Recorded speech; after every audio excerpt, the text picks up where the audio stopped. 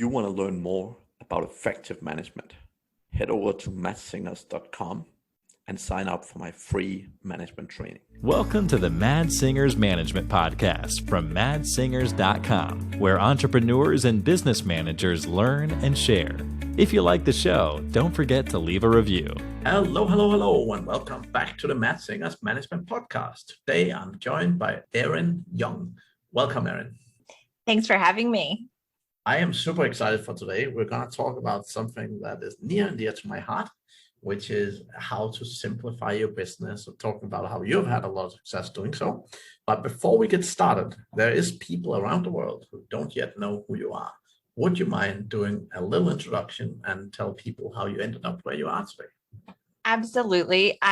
I'm Erin Young, and I founded Slide UX, which is a user experience design and research consultancy, in 2012 with my business partner.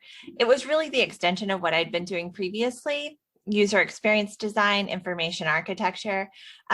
But what I didn't expect is that it would grow like it did. It started out just the two of us, and we continued to grow pretty much year over year. We're now a team of 25 based all around the United States, still doing user experience design and user experience research.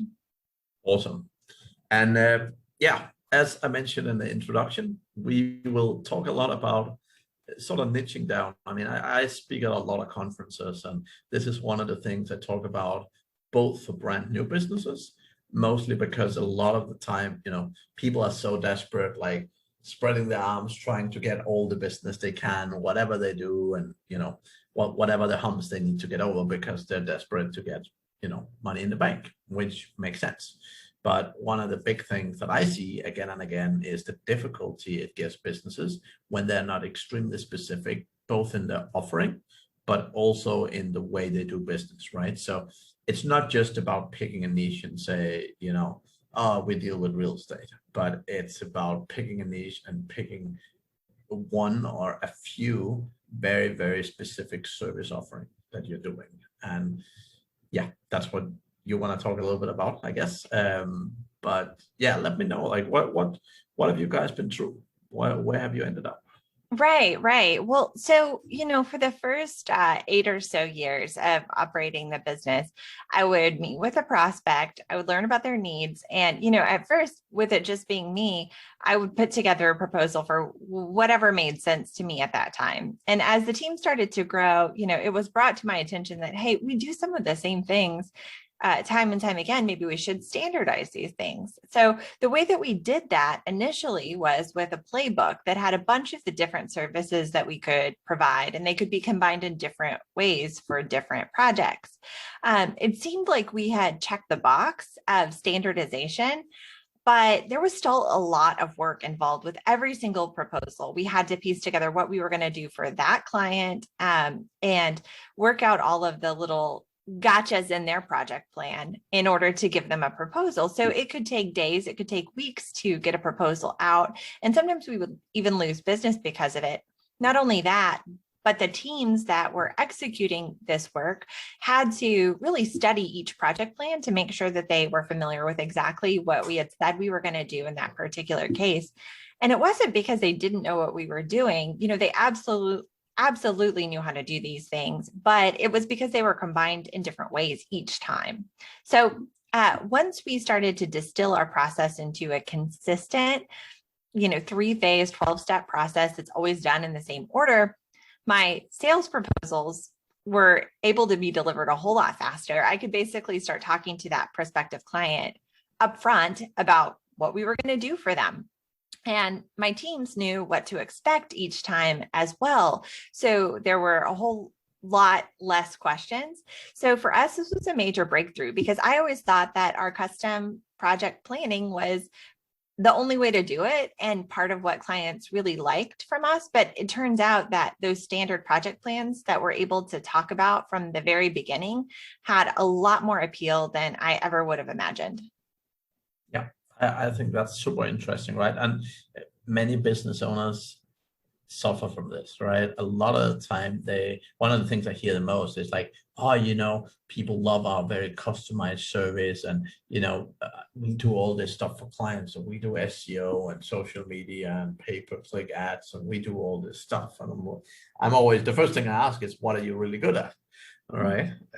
Because the challenge is, the more you spread over, like, again, if you have a company with 100 people, you can often manage to do a little bit more stuff, but it's not always the right thing to do. Like some of the biggest company on the planet, like Coca-Cola, they do one thing and they do it really, really well. Now they have a couple of Coca-Cola products now, but the whole thing is, like, you don't always have to have a business with multiple services, right? You can do it in sort of a slim way, right? So I'm interested, like, what was the process like for you guys? Like, what actually took place when you were sort of looking at it and you're like, well, let's try and cut this down? Like, how did you actually do so? Well, it was a really cathartic process, I'll tell you that. So we had at one point considered using this software that was going to require us to upload a list of everything that we did so that people could select from that list when they were going to track their time and do other stuff. So we had used that master list for years to pull together different project proposals. So we had a list of everything that we did, and it had a bunch of different sections in it for different service categories. So when it came time to simplify, I started with that list, and I just started to look at each of the categories and think, okay, but how often? Like, how often is this what the client needs? And that was a really easy way to eliminate a ton of it.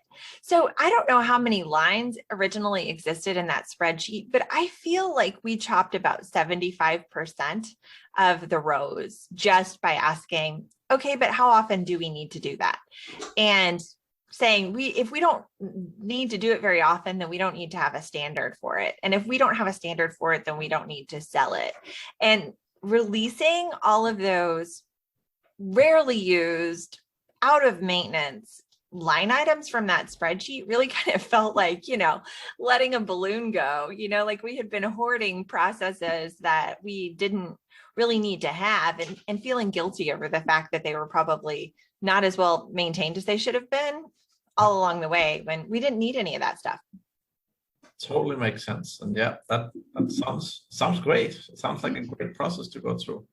It's similar. Again, I always try and advise people to really look at what they're doing and look at where they provide value, because a lot of the time what I see, what I feel with a lot of companies is that they focus more on what they think is fun instead of necessarily the things that actually creates value for the customer, right? And I see so many companies nowadays providing all these sort of social media services of various kinds, and every single time you ask some of these companies about ROI, they're always like, well, yeah, maybe, it takes time. And for me, like, it's very difficult. If you can't show people a clear ROI with the services you're providing in one way or another, being able to sell it becomes so much more difficult. I'm not saying you can't do it, but for me, the whole thing is, like, I'm not great at sales. My teams are, none of my businesses are great at sales per se, but we sell a lot as well, because again, our offerings are relatively simplified, right? And it puts them in a situation, and it puts the team in a situation where they're very comfortable. Like, I have an outsourcing company where we recruit people, and the recruitment process is very, very standardized every time. So that's, yeah, it works really well. So from your point of view, what stage do you need to get to before you go into this? Like, is this something you can do from day one, or what are your thoughts on that? Well, that's a great question. And, I've only lived my own experience, but I can talk about some of the things that helped us that I think would need to be there for you to be successful with this process. For us, this was a really efficient transition because of the history that we had selling to clients and talking to them. I mean, as I went through and thought about our ideal process, I could hear my prospective clients react to what I was talking about, positively or negatively, because their voices live in my head. If you're a new business, you're not going to have that same sensibility about what your clients or customers want and need, which doesn't mean that you can't do it. It just means that you would need to incorporate more research into your process to get there. I think, it would be really great to have not wasted all the time that I likely wasted the 8 years that we were doing things in a more complicated way. So I wish I could move back in time and simplify sooner. But I know that if I had tried to do it without the voice of the customer in my head, that I definitely could have made mistakes that would have created a lack of fit. So, basically just if you want to do that early in the business, you've got to make sure that what you're niching into is a real need, right? Yeah. Totally agree. And that is typically how I do it as well. I think it's great to think about initially, like what your offering is. But like a lot of people start out and they're like, okay, I'm a web developer. I'll build a website for anyone. And what I always say, when they've been running, like if they've had 100 customers or whatever, I usually recommend them to, sit down, look at who have your best customers been? Why were those the best customers? Can you replicate that easily? Now, the thing is, if you have some very good customers, that there exist a lot of those kind of customers out there, right? And you feel that it's easy to replicate the service, then that is usually the route I take with people to go and do so, right? Because you're 100% correct in the beginning. You can niche down in the beginning, and it makes a lot of sense to do it, but you might not hit the right niche, right? You might not hit something that's great, and the benefit with sort of spreading out in the beginning and getting some experience with different types of clients and different kind of solutions is the fact that you put yourself in a position where you get some exposure to it and you have something to make decisions on when you're trying to niche down, right? Right. And I would even go back to something that you said earlier, because one of the interesting things is that on the surface, our company would have seemed specialized before. Like, we offer user experience design services. We offer them to product and marketing leaders, people who are shopping for this. A lot of the time, they're already they're qualified. This is not something that people tend to seek out. They do so more today than they used to, but a lot of times there's a good fit there. However, even so, it was the standardization of our processes. So, when you talk about like SEO and PR and, marketing and all of the umbrella of services that could be offered, I see that happen too. And I see people offer user experience as one of those add-ons to their very small firm. And I just think, how could you offer all of these things and do them well? But with that said, even as a company that was specialized, that was only operating in this very specific niche, for us, it was about our own process, so it was not even so much about identifying the audience, which we did, and that was helpful. But for us, it was just about simplifying and standardizing our offer that we're going to give that audience each time, so that it was less complicated for us. Yeah, that's exactly where I go when I look at where you're providing the most value, right? Because again, the social media companies are trying to do all these different channels, and I'm like, where can you actually make people money? Like, where do you have solid case studies that show you can make these people money, right? And really trying to nail down exactly, because it is so easy as a small business to be like, oh, someone with money, we can fulfill their requirement. Let's grab the money, right? But it is really about simplification. And for us too, speaking of earning money, for us, qualifying the clients to be allowed to take a large place on our dance card is another thing that we've really turned towards doing. We've started to use our standard services almost as a barrier to entry for anyone who wants a deeper, longer relationship with our firm, and to ask ourselves halfway through that whether we're interested in continuing the relationship with them, because there's always that temptation when a client wants more and more work, more and more services from your firm. That sounds great. Like, let's take it. That's more business. But if that's not a great client, then it can really, really be destructive to morale. And so we're using this standard service offering, which helps many clients get up and started. And for many of them is all that they need. We're also using that as a way to determine whether we would want to stick with this client if they want to stick with us, so that we can really screen in on, who we allow to be an ongoing part of our business, and hopefully protect the team's energy a little bit that way.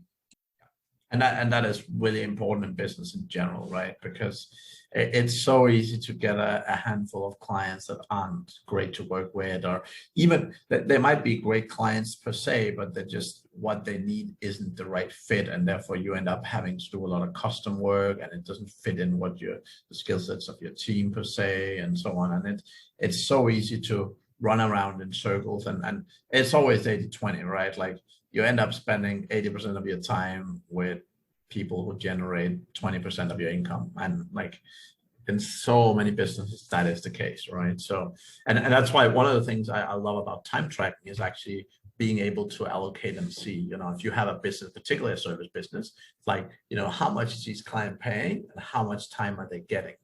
Because like, I've worked with a couple of SaaS companies in particular that ended up like literally like they had a few clients that was literally, spending 3 times the amount of money that they were paying, and then the majority of them were basically spending significantly less, right? So, but again, the problem is most of the time people don't look at it. They look at the overview, the big picture, but a lot of the time you can make so much money from actually looking at the detail, because it's often in the detail where the devil is hiding. So absolutely. Well, and for me, it was also in where I would put my own time personally. As a leader of the company, I would sometimes kind of throw myself on the most difficult clients as a sacrifice to protect my team from a client that I thought was too difficult to work with, instead of letting go of that relationship. If I'm spending all of my time dealing with a client that's too difficult to work with any member of my team, where is that going? But I would do it in hopes that I could, I guess, retrain, that I could somehow right the ship, instead of just recognizing that, hey, this isn't the best fit. Let's seek out a client who is easier for us to serve, so that we can serve them more reliably and scalably throughout the team. Like you said, sometimes it's about skills, sometimes it's about work style or whatever. But when we have a client that doesn't fit the mold, admitting that might be an opportunity we should stop pursuing is something that I really had to learn. yeah. And the other key thing with specialization, this is one thing I see a lot, is the fact that business generally is about providing value. And here's the thing: if you're trying to master 10 processes or 10 different scenarios, you will be a lot less good at them than if you try and master one. Now, if you try and master one, first of all, the delivery gets cheaper generally because you're so much better at it. 2, you deliver so much better results for the same budget because you know them a lot better.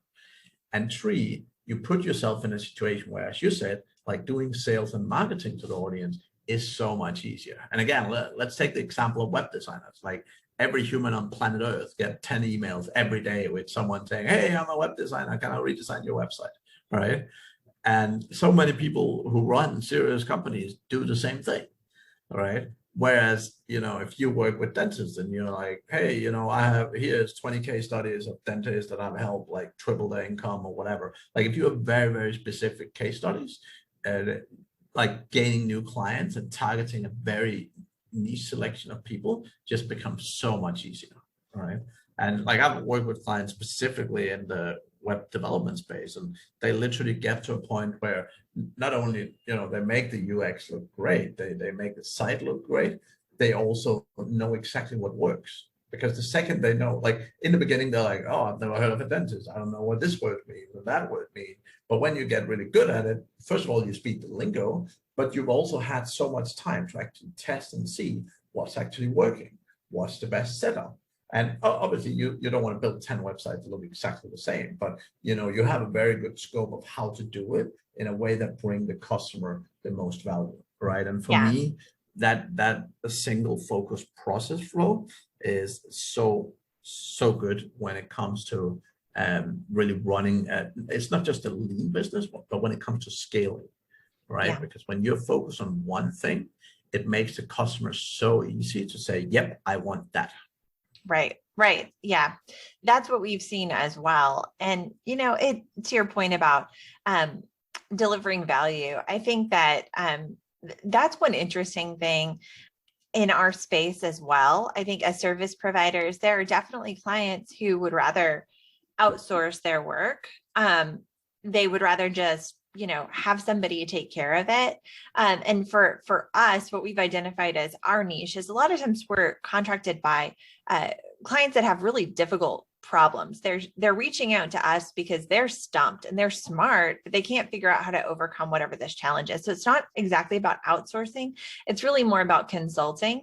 And it's an engaged client that we're seeking, somebody that wants to be involved with the project, who wants to share information with us, and who wants to kind of see it through after we've been involved with it.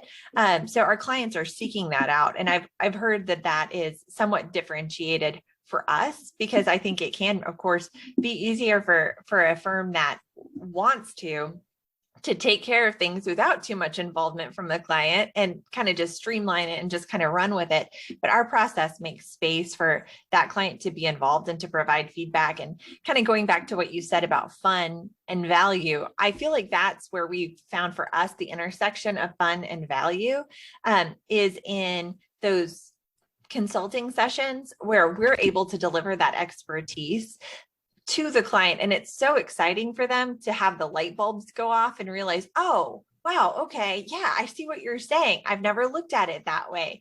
And it feels very, very valuable to them. And it's super fun and satisfying for us, because a lot of times we're just pulling out the techniques and the tricks that we've picked up on past projects and sharing those aha moments about how users interact with digital products. So for us, I feel lucky that there is a bit of alignment between what's fun and what clients find valuable. And that's that really rich consulting. Yeah. That makes a lot of sense. So, excellent. I think that is very, very good, Erin. Anything else in terms of this topic that you want to bring to people's attention, or do you think there's anything else we haven't touched on yet that's worth talking about? I mean, my big regret is simply that we didn't do it sooner, that we didn't simplify it sooner, because I thought that offering a standard process was going to turn our clients away. And like you said, that custom proposal thing, it's not a value add. It sounds like it to somebody who's scared to just say, this is what we offer, but it's more of a crutch than anything. So my advice to other entrepreneurs is to get specific, figure out how, even if you're in a service business, how you can get to a menu of what you do that you could hand to somebody that they could peruse and pick from, and design it in such a way that it has their best interest in mind. So you feel good about everything on the menu. They can't make a mistake, and see what happens. That'd be my advice. Perfect. Well, Erin, thank you very much. If people are eager to get hold of you, what is the best way to do so? Absolutely. So our website, slideux.com, offers access to contact us, as well as access to our weekly newsletter. So every Tuesday morning, we are sending a UX insight, inspiration for product leaders, that kind of thing. We've started to incorporate a lot of video in it. It's really fun. So check that out, and definitely check us out on social as well. We're on all the major platforms, and we'd certainly love to share some of what we're experiencing out in the field as user experience practitioners. Awesome. Erin, thank you very much for joining me today. It was a pleasure to have you here. Thanks for having me. And to the audience, we will be back again next week. Thank you very much for listening and sticking with us all the way to the end. Thank you for listening to the Mad Singers Management Podcast. Please leave a review. It means the world to us. You can also learn more about management at madsingers.com.